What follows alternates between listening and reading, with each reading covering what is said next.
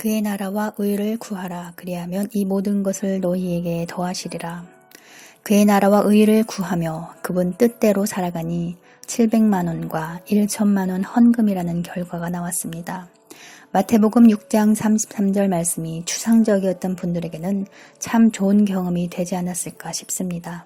이 결과를 보면서 좀 더 실제적으로 다가왔을 것 같아요.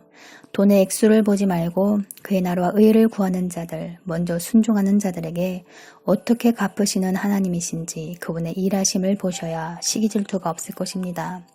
생각을 바르게 하지 않기 때문에 부정적인 마음이 드는 것이고 시기하는 마음이 올라오는 것입니다. 애통하라는 말은 더럽고 악하며 세상으로 가득 찬 내 마음을 보고 가슴을 치며 울고 통곡하라는 뜻입니다.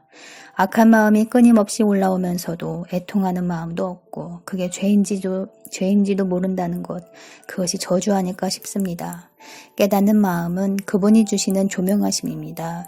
내가 무엇을 잘못하는지, 무엇을 잘못 생각하는지, 내 마음의 어둠과 악이 무엇인지 조명하심을 받지 못하고 깨닫는 마음이 없다면 어떻게 죄로부터 돌이킬 수가 있겠습니까? 깨닫는 마음이 있을 때라야 삶에 적용하며 살아갈 수 있겠지요. 그럴 때 진정한 회개가 나오는 것입니다.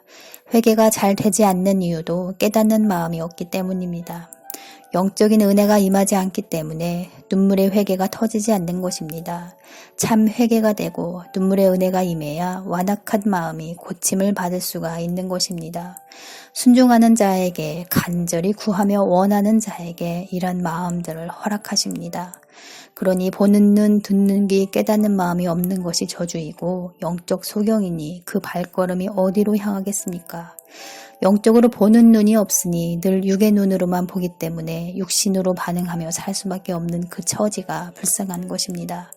아무리 영의 말을 해주어도 지혜의 말을 들려주어도 듣는 귀가 없으니 어찌 알아들을 수가 있으며 깨달으며 지혜를 얻겠습니까? 깨달음은 하나님께서 주시는 지혜입니다.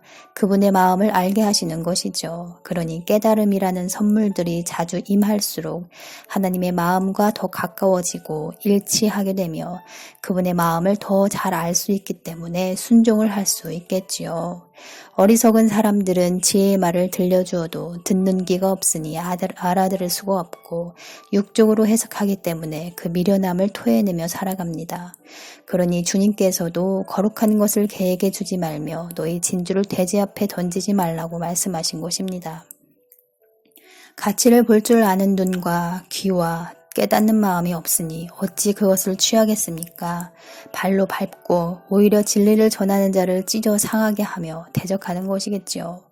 메시지나 설교를 들을 때 저 말은 누구에게 들려줘야 하는데 누가 들어야 하는데 라고 생각하지 말고 자기 마음에 대입을 시켜서 회개해야 합니다. 이런 자가 바른 자세와 태도를 가졌다고 할 수 있습니다.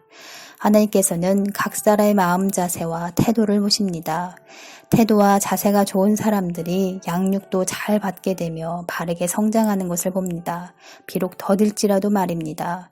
저도 가르치는 입장에 있다 보니 여러 사람들을 대하게 되는데 양육을 잘 받는 사람들이 간혹 있습니다. 이런 사람들의 특징은 비록 마음이 세상으로 가득하여도 자신을 겸손하게 낮추고 예의 바른 태도로 질문하고 자신의 문제점과 어려움들을 가감없이 드러내며 조언을 구합니다.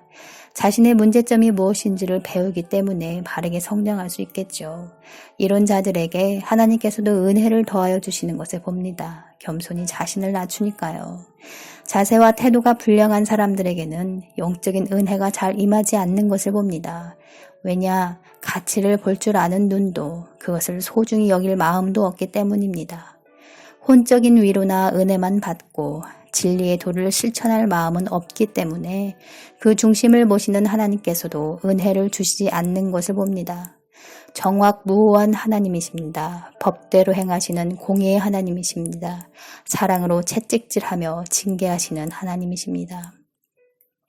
하나님께서는 말씀을 비추어 자기 자신을 엄히 꾸짖고 채찍질하라고 말씀하십니다. 그럴 때 자신이 변화를 받을 수 있기 때문입니다.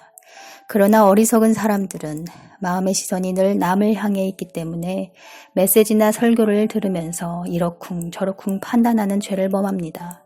자신의 문제가 무엇인지 보지 못하기 때문에 고침을 받지 못하고 늘 그 상태에 머물러 있게 됩니다. 하나님이 뜻대로 근심할 때 자신을 바르게 세워갈 수 있겠죠. 그러나 우리는 사망을 이루는 세상 근심으로 가득합니다. 세상과 더불어 살았기 때문에 우리 마음은 어둡습니다. 마음이 어둡기 때문에 어둠이라는 세상이 오히려 더 익숙합니다. 그래서 죄를 지어도 그게 죄인지 잘 모릅니다. 남도 그러는데 이렇게 위안을 삼죠.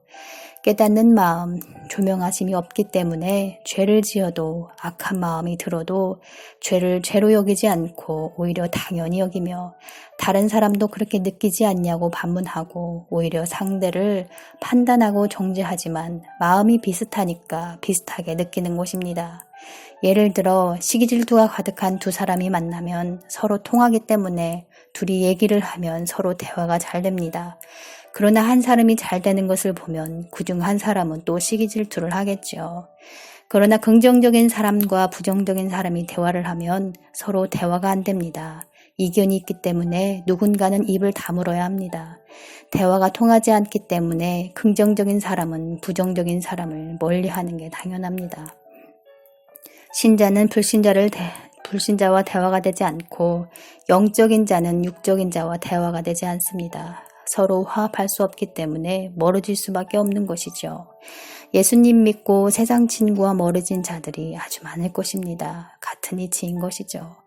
하나님께서는 자녀들의 마음을 단련하십니다. 마음이 다루어지지 않고서는 성장할 수도 없고 그분과의 친밀한 영적 교통도 어렵습니다. 그의 나라와 의를 구하며 사는 삶도 결국 내 안에 가득한 세상적인 마음을 내려놓고 그분 뜻대로 살고자 하는 마음입니다. 이렇게 내 뜻과 생각과 감정과 자기 고집을 내려놓고 겸손히 자신을 낮출 때 모든 것을 더하여 주시는 하나님을 경험할 수 있을 것입니다. 이런 크고 넓으신 하나님을 매일의 삶에서 경험되며 은혜 받으며 영적인 성장이 지속적으로 일어나기를 주의 이름으로 축복합니다. 오늘도 이기는 자, 승리한 자가 되세요. 감사합니다.